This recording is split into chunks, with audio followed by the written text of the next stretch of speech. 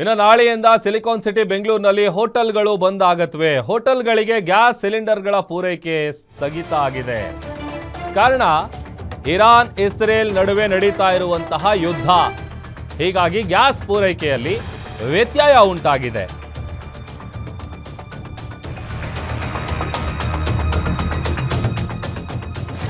Iran Israel ನಡುವೆ ನಡೀತಾ ಇರುವಂತಹ ವಾರ್ನ ಎಫೆಕ್ಟು ಗ್ಯಾಸ್ ಪೂರೈಕೆಯಲ್ಲಿ ವ್ಯತ್ಯಯ ಉಂಟಾಗಿದೆ. ಸಿಲಿಂಡರ್ಗಳ ಸರಬರಾಜು ಸ್ಥಗಿತಕ್ಕೆ ಈಗ ಹೋಟೆಲ್ನ ಮಾಲೀಕರು ಪಾಪ ಕಂಗಾಲಾಗಿದ್ದಾರೆ.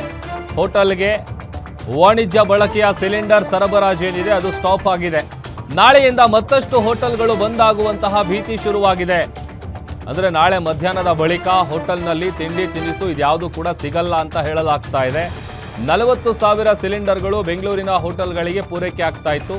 ಬಟ್ ಈಗ ಅದು ಸ್ಟಾಪ್ ಆಗಿದೆ ಅನ್ನುವಂಥ ಮಾಹಿತಿ ಸಿಗ್ತಾ ಇದೆ. ಕಾರಣ ಅಲ್ಲಿ ನಡೀತಾ ಇರುವಂತಹ ಯುದ್ಧದ ಎಫೆಕ್ಟ್ ಇದು. ಯಾಕಂತಂದರೆ ಹೋಟೆಲ್ ಅಂತ ಅಂದರೆ ಭಾಳ ಪ್ರಮುಖವಾಗಿ ಬೇಕಾಗಿರುವಂತಹ ಒಂದು ಐಟಮ್ ಅದು, ಒಂದು ವಸ್ತು ಅದು. ಯಾಕಂತಂದರೆ ಸಿಲಿಂಡರ್ ಇಲ್ಲ ಅಂತಂದರೆ, ಈಗ ಗ್ಯಾಸೇ ಇಲ್ಲ ಅಂತಂದರೆ ಹೇಗೆ ಅಡುಗೆ ಮಾಡೋದಕ್ಕೆ ಸಾಧ್ಯ ಆಗುತ್ತೆ.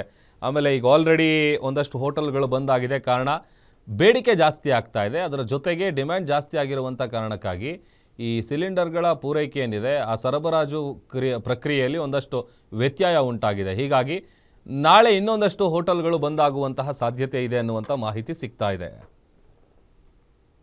ಇಂದಿನಿಂದ ಹೆಚ್ಚಿನ ರೀತಿಯಲ್ಲಿ ಇಂಧನ ಸರಬರಾಜು ಅಂದರೆ ಕಮರ್ಷಿಯಲ್ ಗ್ಯಾಸ್ ಹೋಟೆಲಿಯರ್ಸ್ಗೆ ಸರಬರಾಜು ಆಗುತ್ತಿಲ್ಲ. ಬಹುದೊಡ್ಡ ಅಭಾವ ಬಂದಿರುತ್ತದೆ.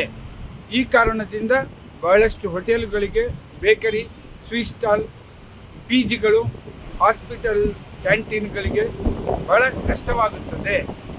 ಆಹಾರೋದ್ಯಮ ನಡೆಸಲಿಕ್ಕೆ ಸಾಧ್ಯವಾಗುತ್ತಿಲ್ಲ. ಜನಸಾಮಾನ್ಯರಿಗೆ ಇದರಿಂದ ಬಹಳಷ್ಟು ತೊಂದರೆಯಾಗಬಹುದು. ಸರ್ಕಾರ ತಕ್ಷಣ ಗಮನ ಹರಿಸಿ ಈ ಅಭಾವವನ್ನು ಸರಿಪಡಿಸಬೇಕೆಂದು ನಾವು ಕೇಳಿಕೊಳ್ಳುತ್ತಿದ್ದೇವೆ.